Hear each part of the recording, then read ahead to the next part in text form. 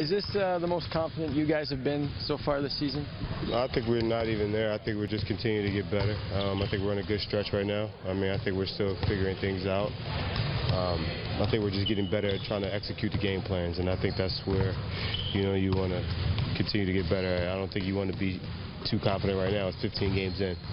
A lot was made of like playing 12 guys and the rotation stuff. Do you think playing them at this point of the season made it better, took the pressure off when you actually need them now with all the injuries? For the last 3 games, we haven't had everybody full strength, so guys are being more minutes and more consistent, knowing what's going to happen. But at the end of the day, coaches are going to make decisions, and we got to live with the decisions they make. It's got to be easier for guys like Pascal and them to come in having already been in the rotation and having to play extended minutes versus like sitting on the bench for the first 3 weeks. I mean, I think our team is well prepared. I think we're all professionals. I think at the end of the day, if they didn't have the minutes, they would be ready to play when they were called upon. When Washington was here last time, obviously Beal was a problem. What do you do to slow him down? I don't remember that game personally. He's an all-star caliber player, man. I think his shot-making ability, his play-making ability is off the chain. And they didn't have John, so he was even more aggressive. But with the backcourt they have, they're really good, man. They're really talented backcourt, really good backcourt. You see them as one of the main rivals with this team? I mean, everyone sort of talks about them in the East. When we get to Eastern Conference Finals against them and play them more than once in the playoffs, then that would be, I guess you consider a rival. But right now, they swept us one time in the playoffs, and ever since then, we just been playing regular season games. I don't think we have a rivalry, to be honest. How much would a game plan change game to game? Every game is a different game. Changes, or? No, I think you stick with your principles that you have. You always ride with your principles that you have, but depending on the players you're playing against, the style of play that they're playing, you may have to adjust 1 or 2 things, tweak a few things here and there. But for the most part, it's kind of, you stick with your principles. You put a core principle in, and you adjust from that. Do you think people understand the subtle changes and the study that's needed game to game? No. Honestly, it's so difficult to understand that. That's why coaches watch 5 or 6 games. Yeah. So.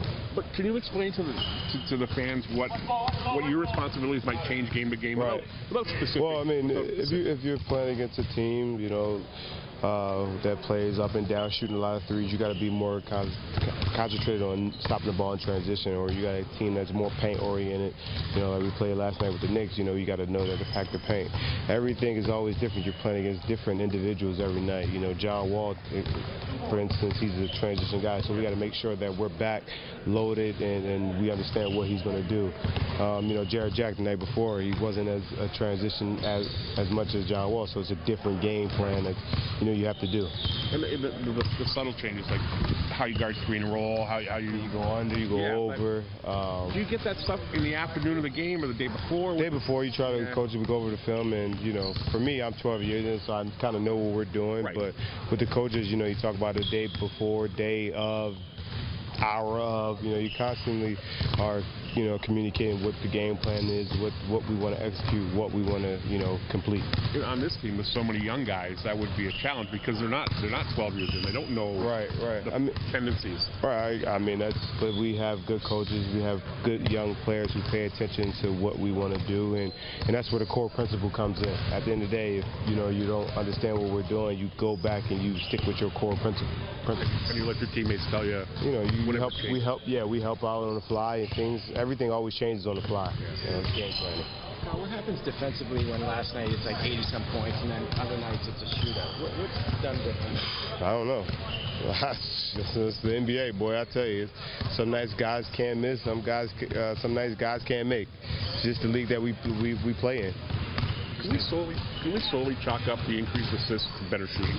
I think more confident shooting and making shots. If you look at our stats last year, I think we just didn't make as many shots. We still averaged enough, so we were last or whatever. But now I think the guys are so confident in shooting the shots and making sure that they know when the shots are going to come and the angles and just putting them up, not worried about that, just going out there and hooping. And I think that's the one thing this offense has given everybody, the confidence to just shoot every open shot they have. But the focus on the number of assists simply comes down to guys getting the ball in the basket. just making shots. Yeah. It's as simple as that. If you make every single shot, yeah. It'd be a lot of assists. To be honest, it'd be a lot of assists. If I pass you the ball, Doug, and you make every shot, it might be a lot of assists. I wouldn't be holding this mic. Right, you'd be making $15 million a year. Yeah, you've been retired by now. Hanging out, jersey up in the Raptors. Just sticking with the offense. Last year, I think CJ was like 3rd in corner 3 attempts in the league. I think he's only had like 5 this year. Is that something you want to work in, or can be? I think we're putting CJ in different positions than before. We have him coming off screens higher. We have him going in situations that he's in different situations. He's playing with the second unit, and those guys aren't doing as many pick and rolls as the first unit. But you know, he's in the spot where he's just getting shots up, and we want him to shoot wherever he is, not just corner threes. Just wherever he is, he's going to make a lot. He is the ultra green light, and we need him to do that.